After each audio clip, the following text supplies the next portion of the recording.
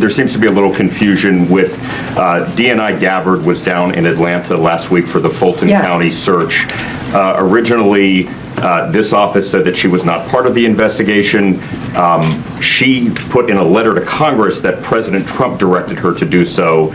And then now President Trump yesterday said that it was at your insistence that she went down there. So what is the case here? Yeah, thanks for asking that. It's that's interesting because DNI Gabbard and I are inseparable. We are constantly together, as are the people behind us. We constantly talk. We collaborate as a cabinet. We're all extremely close, know what each other, what we're doing at all times, pretty much, to keep not only our country safe, but our world safe. And she was down there with Deputy Director Andrew Bailey of the FBI. And I'm not going to talk about any other details of that matter right now because Georgia's a very important issue to us. She was there. We're inseparable. That's all I'll say. I can actually see why Donald Trump despises Pam Bondi so much, and I'm not joking about that. Publicly and privately, Trump has made it clear that he thinks she's incompetent, weak, and incapable of doing what he wants. Now, to be clear, the job he's upset about involves undermining democracy and targeting his political enemies, which I absolutely do not support. But even on those terms, he's right. Pam Bondi has been terrible. Today gave us yet another example, as she visibly froze up and stumbled through an answer when confronted about Trump's apparent plan to interfere with our elections in November and again in 2028. It was a complete train wreck. But before we dive into that exchange, we need to take a step back and look at what Pam Bondi, Tulsi Gabbard, Kash Patel, Donald Trump, and their entire inner circle are doing right now in their effort to erode one of our most basic democratic rights. Jen Psaki laid this out clearly, and it sets the stage for understanding why Bondi's meltdown was so revealing. I mean, even by this administration's very low bar, it seems like they're being unusually especially cagey about this. Like they're either lying or can't keep their stories straight or both. I mean, we already knew that something was afoot, thanks to the Wall Street Journal, which revealed last week that Tulsi Gabbard had been given a new role leading the administration's effort to re-examine the 2020 election. And as part of that new role, White House officials told the Journal she has pursued theories that President Trump has promoted to claim the 2020 election was unfairly taken from him. That's her assignment of sorts. And the Journal also reported that she regularly briefs Trump on that investigation, as well as senior officials at the Department of Justice. So when Todd Blanche, the Deputy Attorney General I've showed you a few times, clutches his pearls when he is asked what Gabbard was doing in Georgia, it turns out senior officials in his own department were receiving regular briefings on her shady project. Maybe even him. Who knows? And now new reporting suggests that Gabbard's mission to retroactively prove that Trump was a victim of a rigged election is far bigger than we know. And surprise, surprise, as in this is not a surprise at all. This is very predictable. It extends far beyond Georgia. Reuters is now reporting that back in the spring, Tulsi Gabbard led an investigation into Puerto Rico's voting machines. And that's according to 3 sources. The goal, according to the story, was to work with the FBI to investigate claims that Venezuela had hacked voting machines in Puerto Rico. And Gabbard's agency took on a coordinating role in that investigation. And our office told Reuters that they actually took an unspecified number of Puerto Rico's voting machines, as well as additional copies of data from the machines as part of its investigation. And let me just put a fine point on that. Because months before that unprecedented raid in Georgia last week, the Office of National Intelligence, of the Director of National Intelligence, was already working with the FBI to seize voting machines in Puerto Rico on a wild goose chase to hunt down evidence that Venezuela meddled with those machines.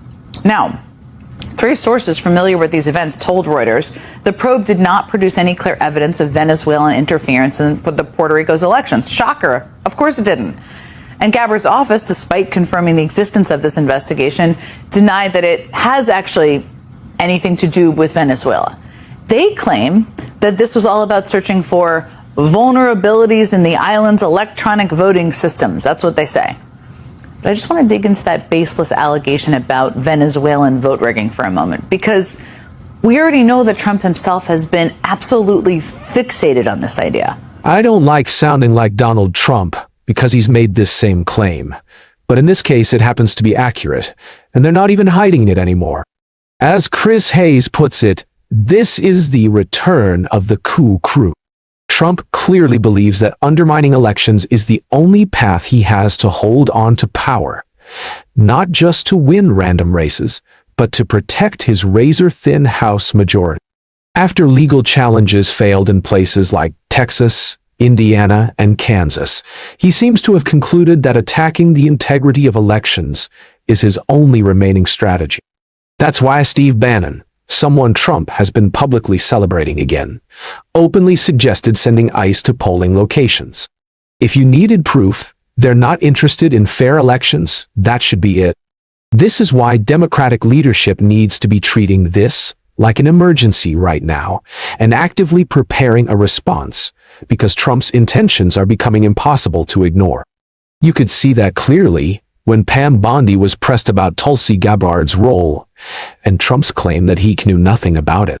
She froze, stumbled, and couldn't give a coherent answer, which only raised more questions. It's also important to note reporting from Caitlin Collins. Trump first said he didn't know why Gabbard was in Georgia, then later claimed Pam Bondi insisted she be there, while Gabbard herself told Congress that Trump personally directed her to observe the Fulton County search warrant. Confronted with this contradiction, Bondi had no good explanation, and her response only made the situation look worse.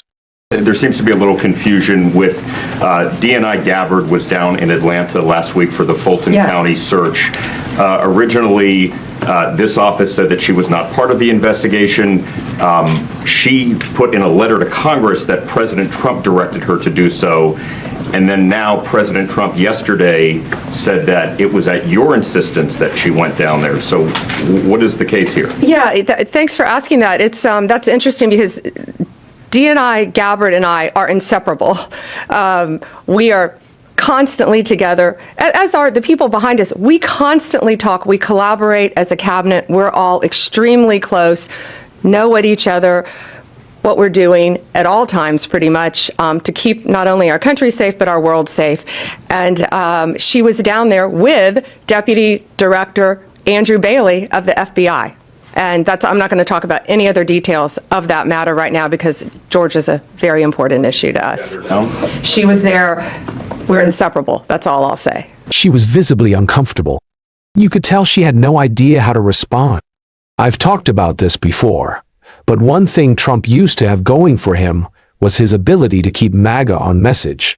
It wasn't a good message. Often it was deliberately crude or absurd, but his movement stuck to it. That cohesion is gone.